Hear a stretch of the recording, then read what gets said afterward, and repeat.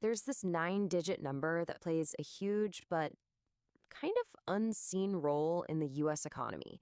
Now, it's not a Social Security number, but it helps bring in billions in tax revenue. It's called the Individual Taxpayer Identification Number, or ITIN. And as we're about to find out, its story is about way more than just filing taxes.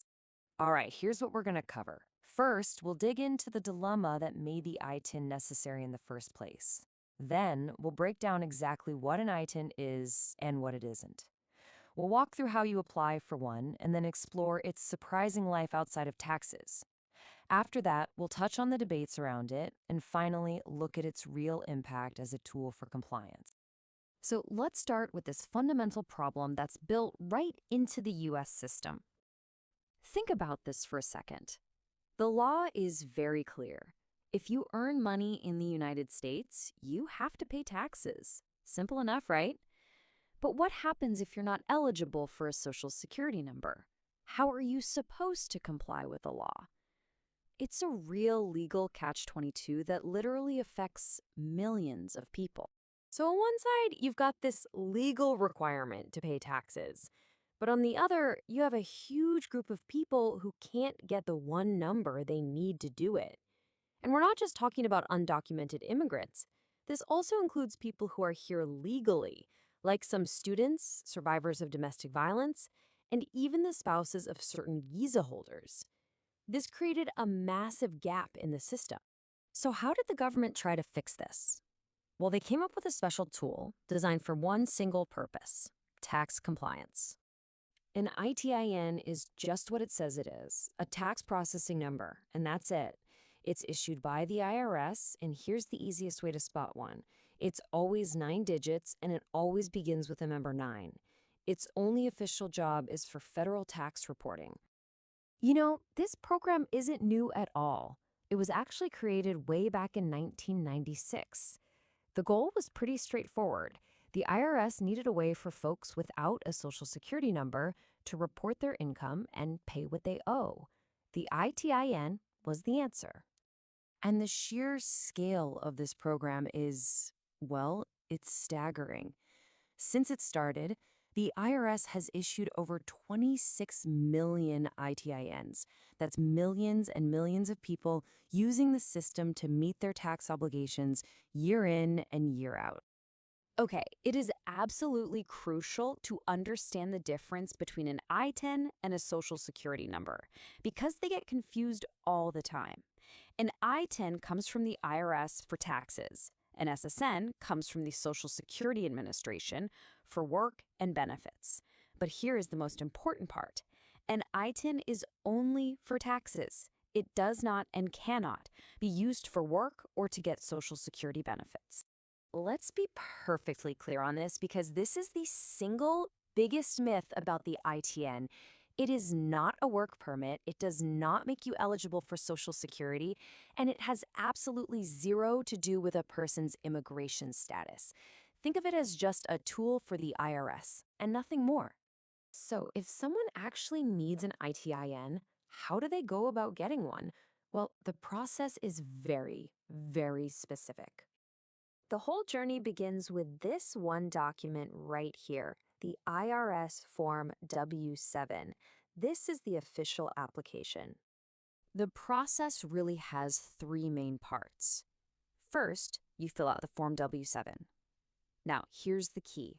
You have to attach a federal income tax return with it. This is how you prove you have a real tax reason for applying. You also have to include documents that prove who you are and your foreign status. Then you just submit the whole package. And let me tell you, the IRS is incredibly strict about the paperwork. While there are a bunch of documents they'll accept, a valid foreign passport is kind of the golden ticket. It's the only one that can prove both your identity and foreign status all by itself. If you don't have that, you have to use a combination of other documents, like, say, a foreign driver's license and a birth certificate. Okay, so the ITIN was created for one specific job: filing taxes.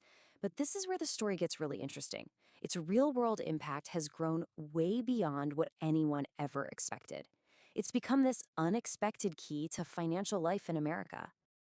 Just listen to this quote from an ITIN filer named Ernesto. It really gets to the heart of it. For so many people, filing taxes isn't just about following the law. It's about creating a paper trail, proving that they've been contributing to the economy and playing by the rules. It's a real, tangible record of their life here. And this is where the ITIN's role just explodes. Financial institutions saw this huge untapped market, and many of them now accept an ITIN instead of a social security number. And that changes everything. It unlocks the ability to open a bank account, get a credit card, secure a car loan, or even get a mortgage. All of a sudden, this tax number becomes an unofficial key to the entire financial system. It lets people build a credit history, which, as you know, is absolutely essential in today's world. But as you can imagine, a program like this is not without its controversies.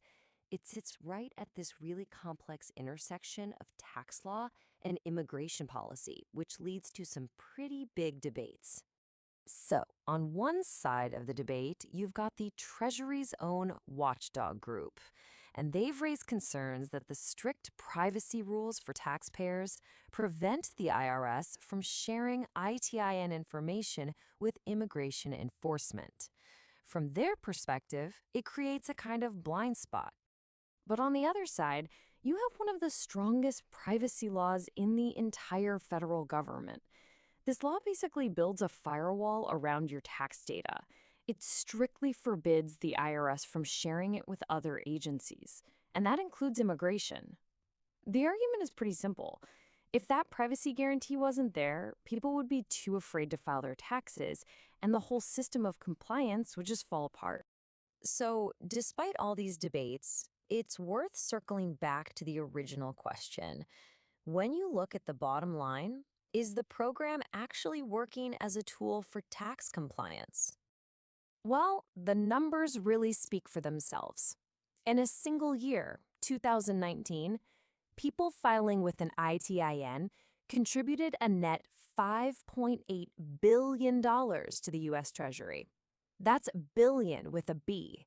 This is not some small, marginal program. It's a major source of revenue. And this quote from a filer named Alicia is so powerful.